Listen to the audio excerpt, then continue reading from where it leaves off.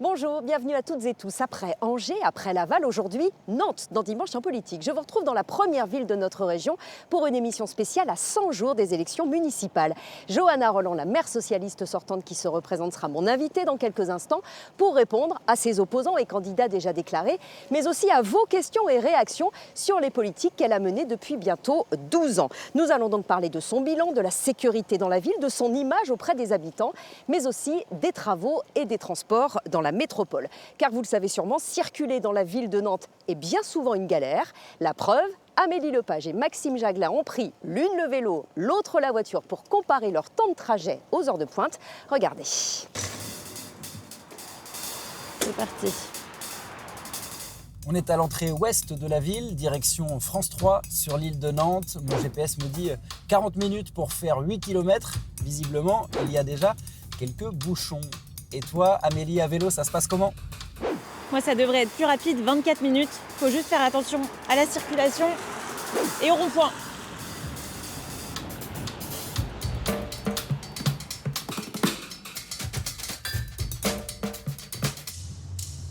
Voilà, ça y est, j'arrive dans les bouchons du centre-ville. Il faut dire que Nantes est la 5e ville la plus embouteillée de France. Chaque automobiliste nantais perd en moyenne 96 heures par an dans les bouchons. Alors vous, comment vous vivez ça ? C'est infernal. Il faut changer le processus parce qu'on est toujours dans les bouchons. Vous perdez combien de temps ? 3 quarts d'heure, facile. C'est bouché, c'est un beau merdier. Je bosse à partir de 10h parce que je veux éviter la circulation avant.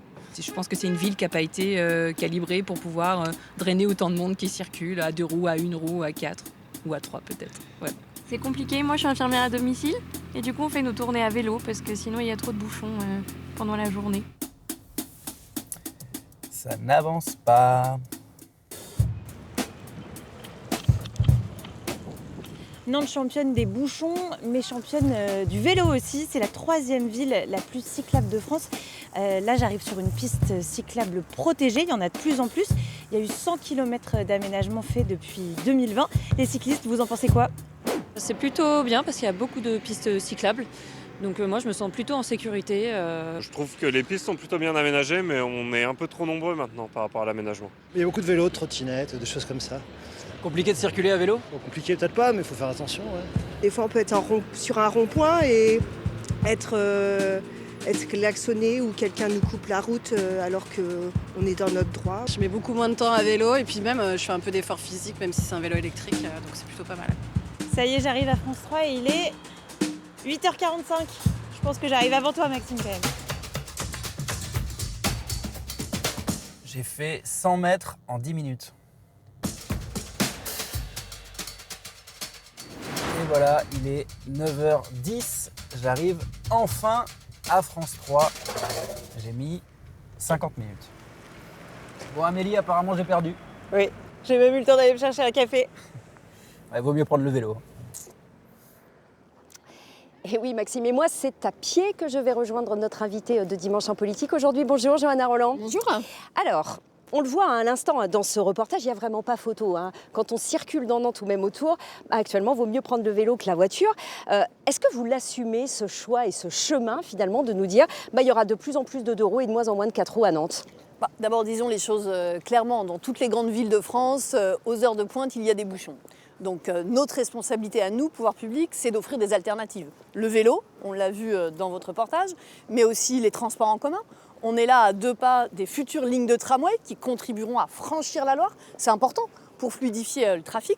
Le covoiturage aussi, j'y tiens beaucoup parce que la vérité, c'est qu'on n'a pas forcément le même rapport à la voiture individuelle quand on habite dans l'hypercentre de Nantes ou quand on habite en première, en deuxième couronne. Le covoiturage, Johanna Roland, qui a bien du mal à démarrer. Ça dépend à quel endroit. Oui, mais ça démarre quand même pas très bien. On va revenir quand même sur ce qu'on a pu entendre dans les personnes juste qui étaient... peut-être sur le covoiturage, parce que vous dites ça démarre moyennant. 1, ça dépend des endroits. 2, ça dépend des partenaires aussi. On a une région qui s'est totalement désengagée de ce sujet. J'ai dû prendre le relais avec les intercommunalités voisines. Et cette semaine, on a annoncé de nouvelles lignes. Donc c'est bien la preuve qu'il y a des attentes. Ça va s'accélérer. Absolument. En tout cas, vous misez aussi sur les transports en commun. Vous avez parlé des 2 lignes qui sont toutes près de nous. Ici, on est dans un point névralgique quand on parle de travaux et de circulation. C'est le pont Anne de Bretagne. Ce sera bientôt l'un des plus larges d'Europe. Plusieurs années de travaux pour en faire bien plus qu'un pont. Une place, vous le dites, à traverser la Loire. En attendant, c'est quand même un beau bazar. Moi, je comprends que quand on est dans sa voiture et qu'on est dans les bouchons, franchement, c'est pénible. C'est normal, il faut se le dire sans détour. L'objectif de nos travaux, c'est que ce soit pour un mieux demain. Aujourd'hui, mais en tout cas pas pour les personnes qu'on a entendues dans le reportage, très sincèrement, qui vous disent que c'est pas possible. Pour elles, pour demain aussi, ce sera un mieux. Plus fluide. Mais qu'est-ce qu'on fait alors? On fait le constat, comme dans toutes les villes, et on fait rien. Non, quand on est maire, c'est pas ça son boulot. On se retrousse les manches, on agit, on propose des solutions. Si on a aujourd'hui un des réseaux de transport en commun les plus fréquentés de France, c'est pas le hasard. Ce sera d'ailleurs un des enjeux de la campagne. Vous avez sans doute vu que mon adversaire de droite propose de remettre en cause la gratuité des transports en commun le week-end. Moi, je m'engage évidemment à les maintenir parce que derrière ces Et à les étendre peut-être en semaine? À les étendre aussi. Aujourd'hui, on a 60 000 personnes qui bénéficient de la gratuité des transports en commun. Enfin, 60 000 la tarification solidaire, 30 000 la gratuité. Demain, on va aller au-delà et ce sera 15 000 personnes de plus parce que je veux qu'on ait une attention aux plus modestes, mais aussi aux classes moyennes. Mais en tout cas, pas question d'étendre la gratuité en semaine pour tous, comme l'envisagent certains ou le proposent certains dans d'autres villes. À Nantes, personne ne l'a proposé. Pourquoi ce sujet il est important? Parce que derrière, c'est aussi la question du pouvoir d'achat. Moi, j'entends des Nantaises et des Nantais qui me disent « je travaille dur » et la vérité, c'est que le quotidien est difficile. Et je m'adresse évidemment à toutes les Nantaises et à tous les Nantais parce que c'est ma responsabilité de maire, c'est ma conception aussi de la vie publique, mais je veux que nous ayons une attention particulière aux plus modestes et aussi aux classes moyennes. Alors en tout cas, la circulation, les travaux, les transports, ce sera des sujets au cœur de la campagne qui démarre vraiment. Mais élection après élection, vous le savez, Johanna Roland, il y a un thème qui revient dans tous les débats, les discussions quand on parle de Nantes, c'est la sécurité. Écoutez ce qu'en disent les Nantaises et les Nantais. Est-ce que vous vous sentez en sécurité en soirée et quand vous rentrez de soirée? Quand je rentre, pas du tout, personnellement. En soirée, oui, en fonction des amis avec qui on est, parce qu'on choisit nos amis. Mais dans la rue, on ne choisit pas qui on croise. Donc moi, c'est là que je me sens en insécurité totale. À Nantes, il y a quand même pas mal de sécurité. Je me sens quand même assez bien. Après, en tant que femme, c'est vrai qu'il y a toujours cette peur, mais que je retrouve dans toutes les villes. Enfin, je veux dire, c'est pas Nantes principalement. On m'a souvent dit Nantes, faut faire attention, on sort pas trop le soir. Donc bon, est-ce qu'ils regardent trop la télé, est-ce qu'ils écoutent trop les infos, je sais pas. Mais en tout cas, de mon expérience, j'ai pas vécu de choses dangereuses. Enfin, je me suis jamais senti en insécurité. On voit la police municipale ou des fois des CRS quand il y a des événements un peu partout. C'est vrai que c'est pas forcément rassurant. Et de les voir aussi présents, on se pose des questions quand même, à force. Est-ce que vous, ça, c'est une question qui pourrait influencer votre vote au municipal, la question de la sécurité? Totalement, c'est mon seul choix en fait. C'est le seul critère, c'est ce qui passera en priorité.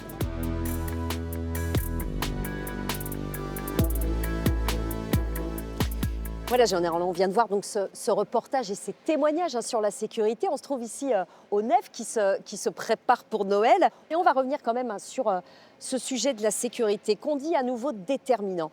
Et j'ai envie de vous dire, dans toutes les rencontres qu'on a pu avoir avec les Nantais, y compris sur d'autres sujets, c'est toujours ce thème qui revient, ou en tout cas presque à chaque fois. Est-ce que ça veut dire que vous n'en avez pas assez fait?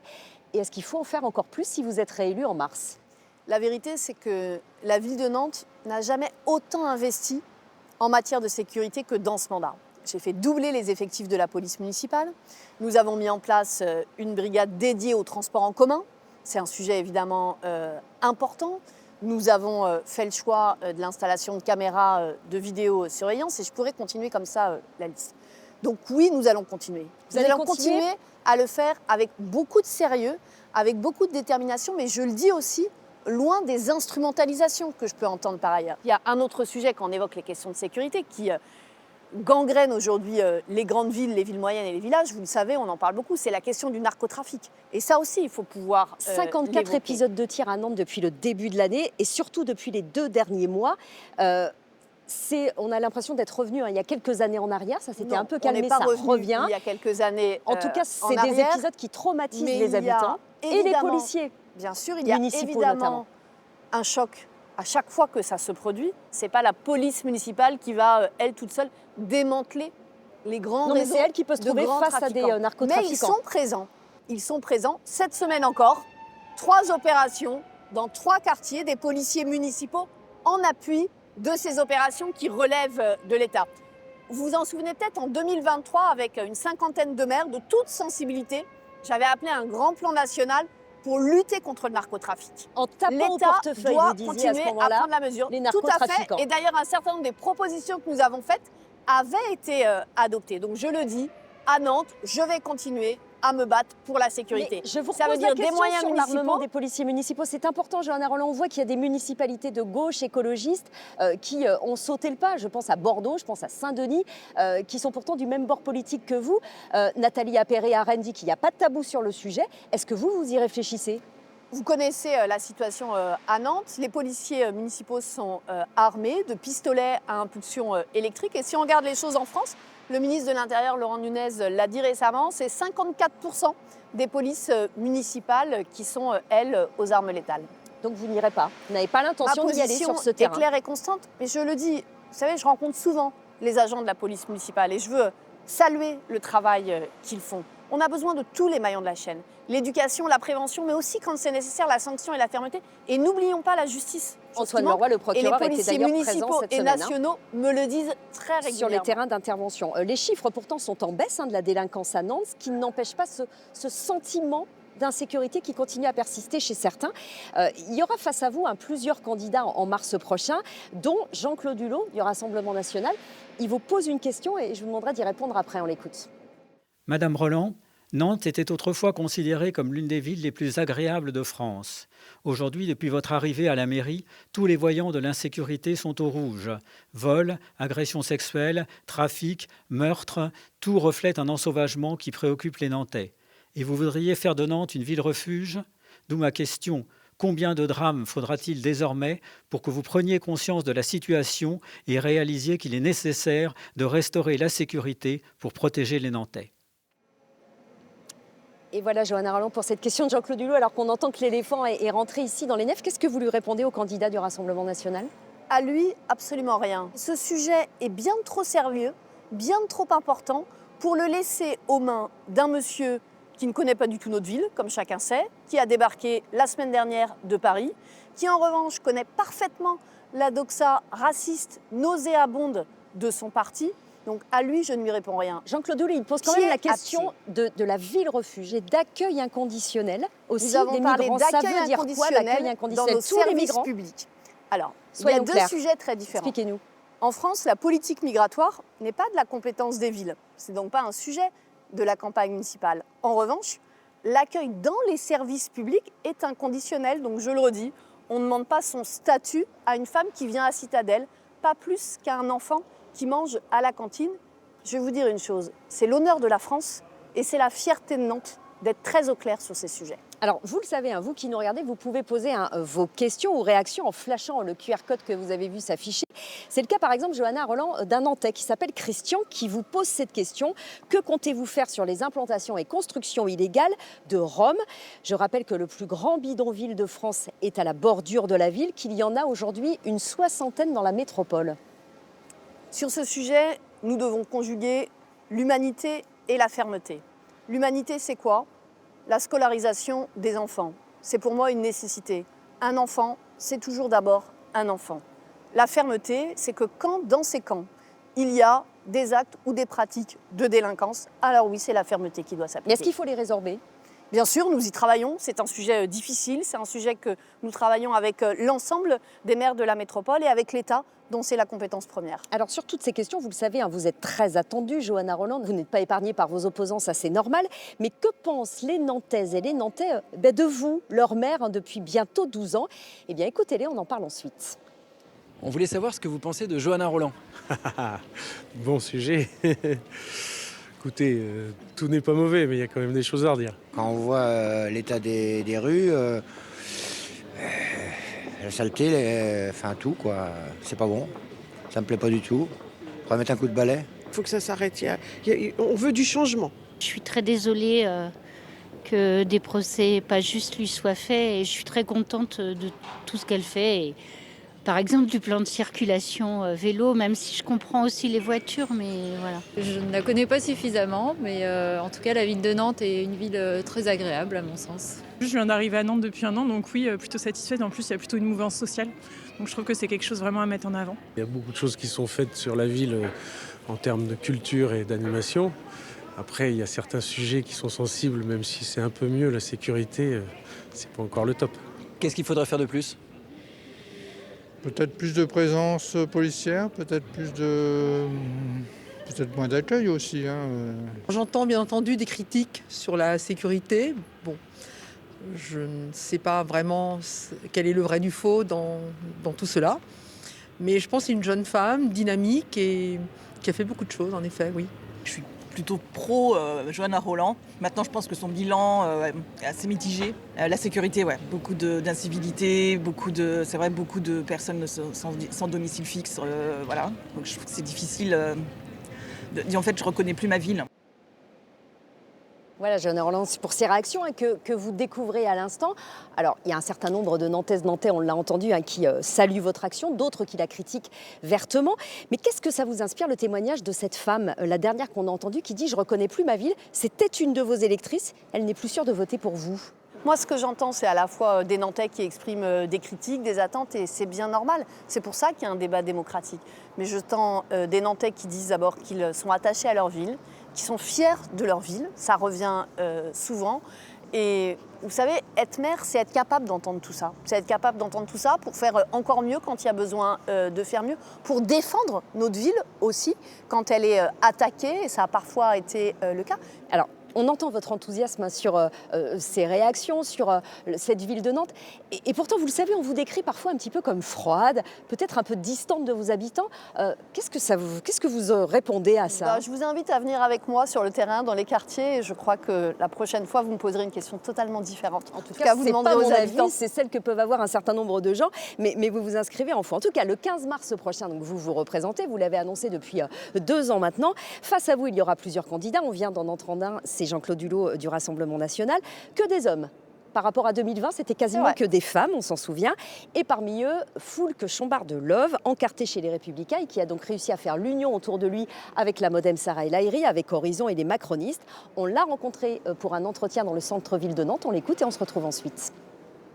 Bonjour Foulque Chambard de Love. Bonjour Vianney Charbonneau. Merci beaucoup de nous accorder cet entretien ici dans le centre-ville de Nantes. Je pense que ce n'est pas vous offenser que de dire que beaucoup de Nantais, il y a encore quelques semaines ou mois, ne vous connaissaient pas. C'est le cas aussi beaucoup d'habitants de notre région. Alors qui êtes-vous ? Quel est votre parcours politique ? Écoutez, moi je suis un Nantais pur beurre, donc né à Nantes il y a 45 ans, entrepreneur. Premier mandat en 2020, donc je n'ai qu'un seul mandat, je suis conseiller municipal et j'ai réussi, après une échappée belle, à réunir maintenant l'ensemble de la droite et du centre pour une liste unique en mars 2026 pour je l'espère bien, gagner les prochaines municipales à Nantes. Et battre Johanna Roland, dont vous dites carrément « je veux la virer », c'est un mantra que vous avez répété. Bon, c'est un peu trumpien comme style, cash, vous assumez ? Oui, j'assume d'être cash, il faut être capable de dire les choses aux gens. On dit des choses tellement compliquées que plus personne n'écoute ce que disent les politiques. Alors, bon, trumpien, si ça amuse les gens, moi je crois pas. La vérité, c'est qu'il faut être capable de décrire le réel. Voilà, donc c'est mon rôle. Donc je continuerai à être dynamique, cash et à parler vrai. Oui. Alors, quand on vous écoute parler des transports, de la circulation, de la sécurité, de la culture, eh ben on se dit quelle ville, Nantes, c'est si désagréable de vivre ici. Et si c'est le cas, qu'est-ce que vous ferez si vous êtes élu maire pour que ça change ? Alors moi, c'est une ville que j'adore, c'est une ville qui est belle, c'est une ville qui a tout pour redevenir la capitale du Grand Ouest, mais dont on ne prend pas soin. C'est ça le sujet. Donc que ce soit sur le sujet de la sécurité, celui de la propreté, de la circulation, de l'activité économique. Vous voyez nos commerces, malheureusement, à un taux de vacances qui explose, etc.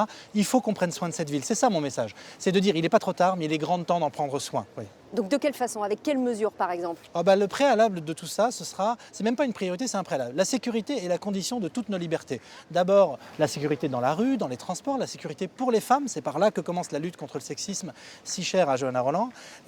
Donc ça passe par quoi ? Très concrètement, ce sera d'avoir davantage d'effectifs de police municipale, davantage de caméras, d'armer nos policiers. La deuxième chose sur laquelle on va énormément travailler, c'est la question du cadre de vie. Donc la propreté, la lutte contre les tags, la question de la circulation est essentielle. Il faut quand même qu'on puisse traverser cette ville. Je ne suis pas la vieille droite pro-bagnole, je suis un écolo de droite qui veut qu'on concilie le vélo avec les transports en commun, mais aussi avec, pour les personnes âgées, les personnes à mobilité réduite, etc. La voiture, par exemple. Voilà. Ça va encore exister dans cette ville. Et puis, le dernier point, je dirais, c'est la question de l'attractivité. Ne renonçons pas à faire rayonner Nantes. De quoi Nantes est-elle championne ? C'est pas clair dans l'esprit de Johanna Roland, ça se sent. Et surtout, elle est l'otage des Verts qui refusent que Nantes rayonne et qu'il y ait une attractivité. C'est devenu un gros mot. Vous vous appelez Foulque Chambard de Love.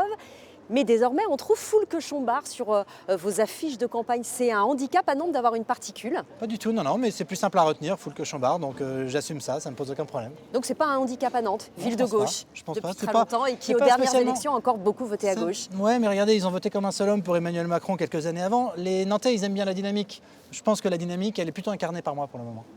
Merci Foulques-Chambard de l'Homme d'avoir répondu à nos questions dans cet entretien. Merci. Merci à vous.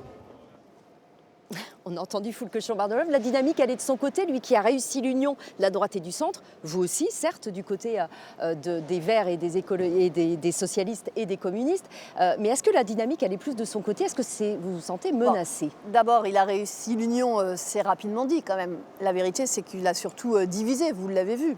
Son adversaire à la primaire, Julien Bainvel, ne le soutient toujours pas. Enfin, globalement, il a réussi l'union d'un certain nombre de personnalités de droite et du centre, Johanna Roland. M. Bellamiti et M. Huchet, donc non, il n'a pas réussi à rassembler. Mais j'ai envie de dire, ce n'est pas le sujet principal. Je l'écoutais avec grande attention parce que moi, je veux pour Nantes une campagne démocratique digne, à la hauteur de Nantes. Les Nantaises et les Nantais le méritent. Et donc, on ne peut pas tout simplement dire une chose et faire le contraire. Vous m'avez peut-être vu sourire. Je souriais quand il disait « moi, je suis un écolo de droite ». Regardons les faits. Il veut remettre en cause la gratuité des transports en commun le week-end, une mesure écolo et sociale, et il a voté contre la végétalisation dans les cours d'école.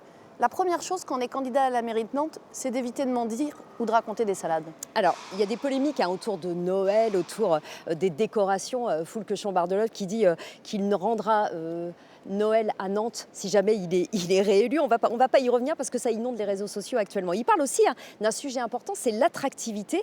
Est-ce que pour vous, comme le dit Christophe Béchu à Angers, le maire d'Angers, il faut réguler la population pour avoir une ville qui reste agréable à vivre? Je rappelle qu'il y a plus de 7500 habitants par an supplémentaires dans la métropole. C'est énorme.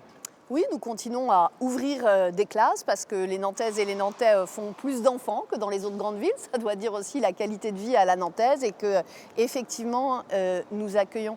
Ça n'existe pas de freiner l'arrivée de population. On ne va pas mettre une muraille autour de notre belle ville. Par contre, la question, c'est derrière, quels sont les services publics que nous proposons pour la Mais qualité ça peut suivre. de vie. On l'a vu pour Nantes. les routes, c'est compliqué, ça peut suivre. Mais écoutez, c'est ce à quoi nous avons beaucoup travaillé dans ce mandat. Nous avons créé 6 nouvelles écoles, nous en avons réhabilité d'autres. Nous avons fait le choix d'ouvrir de nouvelles maisons associatives. Je le dis dans un moment où le secteur associatif est menacé. Nous avons fait le choix d'ouvrir des places en crèche. Moi, ce qui m'intéresse dans cette campagne, contrairement à mon adversaire de droite, très à droite quand même, et vraiment très éloigné de l'humanisme nantais, c'est d'apporter des réponses aux Nantaises et des Nantais, mais aussi de continuer à protéger nos valeurs. Parce que je vais vous dire, ce qui me gêne, c'est pas tellement qu'il soit un adversaire de la gauche et des écologistes que j'ai rassemblés. Ce serait bien normal. C'est qu'en réalité, dans nombre de ces prises de parole, il est devenu un adversaire de Nantes. Et ça, je ne vais pas le laisser faire. Alors, la population augmente, vous le disiez à l'instant, il faut l'accepter. Vous nous dites on ne peut pas mettre une muraille autour de Nantes. Ça pose quand même un problème sur un point, Johanna Roland, vous le savez, c'est le logement. Et c'est d'ailleurs sur ce sujet que vous interroge William Aucan, le candidat des Insoumis à Nantes. Dans la métropole nantaise, on compte environ 3000 personnes, dont des femmes et des enfants, qui dorment à la rue, et 38 000 familles sont en demande de logements sociaux. Vous parlez beaucoup de sécurité. Alors la première des sécurités, c'est d'avoir un toit. La loi permet aux maires qui le demandent d'avoir la réquisition des logements comme pouvoir municipal. Pourquoi n'avez-vous jamais demandé ce pouvoir alors que l'urgence sociale dans notre ville n'a jamais été aussi forte? Réquisitionner des logements, on pourrait y venir à Nantes si vous restez maire? Là où je suis d'accord avec ce qui est dit dans cette intervention, c'est que la question du logement est une priorité des Nantaises et des Nantais. C'est la raison pour laquelle, dans les premières annonces concrètes que nous avons faites, nous avons en effet parlé logement. Nous proposons 2 choses. La production de 40% de logements sociaux dans la production neuve, parce que c'est important qu'à Nantes, quand on est aide-soignante, intérimaire, cariste, on puisse continuer à se Donc dans loger. tous les programmes qui existeront à Nantes, il y aura forcément pas 40%. programme par programme, parce que quand vous faites une petite opération où il y a 4-5 logements, il n'y aura pas forcément Mais sur l'ensemble 40%. des logements, au total, dans la production neuve. Est-ce que c'est inatteignable? Aujourd'hui, nous sommes à 33% dans la production neuve. Donc vous voyez, c'est une proposition ambitieuse et sérieuse. La deuxième, et j'y tiens beaucoup, c'est 20% de logements abordables. Pourquoi? Pour les classes moyennes. Aujourd'hui, vous avez des Nantaises et des Nantais qui ne sont pas forcément éligibles au logement social, mais qui ne peuvent pas accéder au logement libre. Moi, je veux tout simplement que celles et ceux qui font fonctionner la ville, qui contribuent à son économie, qui contribuent à sa dynamique, parce que oui, Nantes est dynamique, puissent se loger dans notre ville. Donc oui, nous ferons du logement une priorité. Mais vous n'avez de pas cette répondu à la campagne. question de William Aucan. Est-ce que vous Non, vous dites qu'à un parce moment, que- il faudra venir à la réquisition des logements? Non, parce que ce n'est pas ma priorité aujourd'hui. Pourquoi? Parce que nous avons besoin de produire du logement. Est-ce que vous savez, Madame Charbonneau, qu'en France aujourd'hui, on construit moins de logements rapportés au nombre d'habitants qu'on ne le faisait dans la France des années 50? Emmanuel Macron et ses équipes nous avaient proposé le choc de l'offre. La vérité, c'est que c'est le choc tout court. Donc à Nantes, nous, on a décidé d'agir. J'ai mis autour de la table les bailleurs sociaux, les acteurs de la profession immobilière, les notaires. Nous avons travaillé tous ensemble pour débloquer un certain nombre d'opérations. Ça a été un plan de relance à l'unanimité adopté à la métropole, toutes sensibilités confondues. Et là, nous allons continuer à faire de ce sujet une grande priorité. Mais si on veut que les gens puissent avoir un toit sur la tête, parce que c'est en effet la première des dignités, il faut d'abord produire du logement. On a entendu William Aucan à l'instant, qui sera donc le candidat insoumis, qui ne fera pas liste commune avec vous au premier tour, on l'a bien vu. En revanche, est-ce qu'il pourrait être envisageable qu'il vous rejoigne dans l'entre-deux tours, comme l'espère le député insoumis Andy Kerbrat? Écoutez, vous le savez, je l'ai dit, il n'y aura pas d'accord avec la France insoumise. La campagne démarre, ils ont désormais des chefs de file, ils font campagne, les choses sont claires, ils ne souhaitaient pas d'accord avec moi et je ne souhaitais pas d'accord avec eux. Oui, mais dans Les l'entre-deux choses tours, Johanna sont Rolland. posées en clarté. Ce serait quand même un peu curieux qu'on aille évoquer l'entre-deux tours quand les Nantaises et les Nantais n'ont pas voté. Je crois que c'est typiquement Mais le genre de est-ce que choses c'est envisageable? que les C'est gens... une question très précise. Est-ce Je que pense vous que vous c'est dites que c'est pas typiquement impossible les d'avoir genres de des élus choses insoumis à qui vos font côtés? se détourner les habitantes et les habitants des urnes, c'est quand ils ont l'impression qu'on fait déjà des projections pour après, quand on a à peine démarré la campagne. Permettez-nous de faire une campagne et une belle campagne de premier tour. Mais c'est une question qui reviendra sûrement d'ici cette campagne et d'ici le premier tour. Je rappelle que ce sera le 15 mars prochain. Merci beaucoup, Johanna Merci Rolland, à d'avoir vous. été notre invitée dans ce Dimanche en politique. La semaine prochaine, c'est un autre maire sortant dans une autre ville qu'on vous donne rendez-vous pour un nouveau Dimanche en politique. Ce sera cette fois avec Luc Boire à La Roche-sur-Yon. Nous serons alors à 3 mois des élections municipales. Merci à toutes et tous. Je vous souhaite une excellente journée.